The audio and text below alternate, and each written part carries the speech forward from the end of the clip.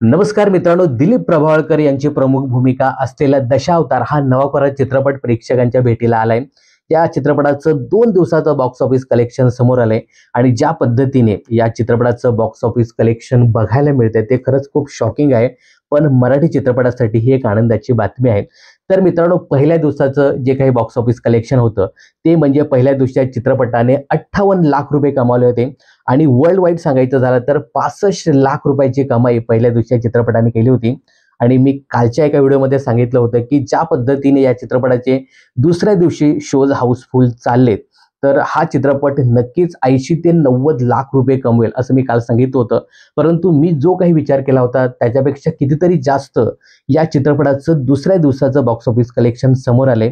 सॅकनिक या वृत्तसंस्थेने दिलेल्या माहितीनुसार या चित्रपटाने दुसऱ्या दिवशी 1,39 लाख रुपये कमावलेत असं सांगितलं जातंय। एकंदरीत या चित्रपटाने 2 दिवसात 1,97 लाख रुपये कमावलेत। हे मित्रांनो वेबसाईटने दिलेली माहिती आहे। अजून मेकर्सने याबद्दल कुठल्याही प्रकारची अधिकृतरित्या माहिती दिली नाही।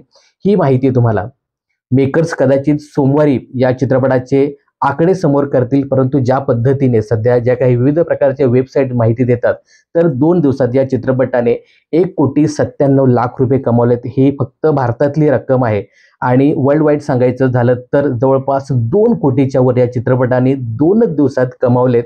मित्रांनो, आज रविवार आहे आणि ज्या पद्धतीने सकाळपासून या चित्रपटाचे शोज हाऊसफुल चाललेत, तर मला असं वाटतं की 1.25 कोटीच्या वर आजच्या दिवशी म्हणजे रविवारच्या दिवशी हा चित्रपट कमाई करेल आणि नक्कीच 3 कोटीच्या वर म्हणजे 3-3.5 कोटी तरी हा चित्रपट 3 दिवसात कमवेल असं एकंदरीत पाहायला मिळतंय। कारण ज्या पद्धतीने प्रेक्षक या चित्रपटाला आपलंसं करतात ते खरंच वाखाणण्याजोग आहे।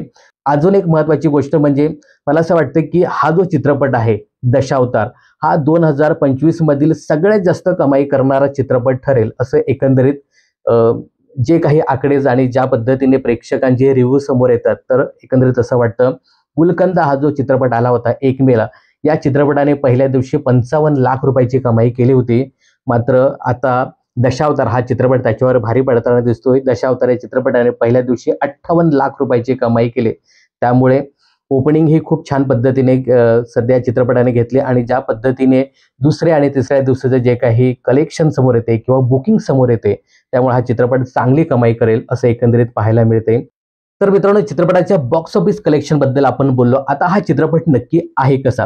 मित्रांनो बघा, जेव्हा या चित्रपटाचं ट्रेलर, टीजर, पोस्टर जेव्हा आपण बघितले, तेव्हा असं वाटत होतं की यार कांतारासारखा हा चित्रपट नक्कीच असेल अशी अपेक्षा आशा करून आपण चित्रपटगृहामध्ये जातो। परंतु ज्या काही आशा आपण किंवा अपेक्षा ठेवल्या होत्या ना, तर त्या अपेक्षेला हा चित्रपट पूर्ण उतरत नाही असं एकंदरीत पाहायला मिळतं।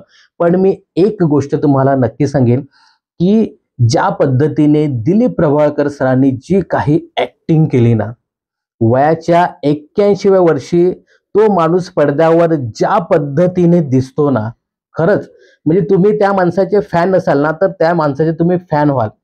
दिलीप प्रभावळकर सरांनी अख्खा चित्रपट खाऊन टाकला असं सांगायला हरकत नाही। बाकी या चित्रपटामध्ये भली मोठी स्टारकास्ट पाहायला मिळते, जसे की महेश मांजरेकर, भरत जाधव, सिद्धार्थ मेमन, अभिनय बर्डे, प्रियदर्शिनी इंदिलकर, विजय केंकरे, सुनील तावडे, रवी काळे अशी भली मोठी स्टारकास्ट पाहायला मिळते। त्यांना जे काही रोल दिले ते त्यांनी त्यांच्या पद्धतीने खूप छान वठवण्याचं काम केलंय। परंतु दिलीप सर तुम्हाला प्रत्येक ठिकाणी अगदी भाव खाऊन जाताना दिसतील। तर चित्रपटाची कथाही चांगली आहे की हा चित्रपट मला तरी आवडला। एकदा हा चित्रपट पाहण्यासारखा आहे। बाकी हा चित्रपट तुम्ही पाहिला असेल, तुम्हाला कसा वाटला? आणि जर तुम्ही चित्रपट पाहिला नसेल तर एकदा हा चित्रपट जाऊन नक्की पहा।